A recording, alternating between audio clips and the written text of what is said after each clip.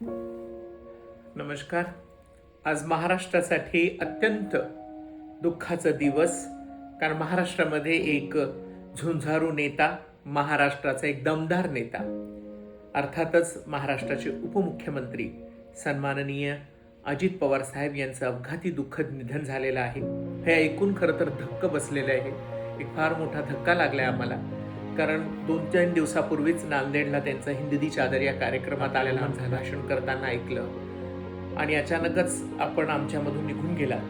हे एक फार दुःख देणारी घटना झालेली आहे. आणि खरं तर महाराष्ट्रामध्ये आपलं ज्या पद्धतीने फॅन फॉलोईंग म्हणा, किंवा आपल्याला मानणारा वर्ग म्हणा, किंवा आपल्या कामाशी प्रेरित झाणारा राजकीय लोक म्हणा, हे सगळं ना खूप मोठं धक्का बसलेला आहे की काय आमच्यामधून दादा अचानक कसं काय निघून गेले. मला सुद्धा, आम्ही तृतीयपंथी मंडळाचे, मी सह उपाध्यक्ष आणि आमचे सर्व सदस्य देखील यांना देखील धक्का बसलेला आहे की अचानक आमचे दादा निघून गेले.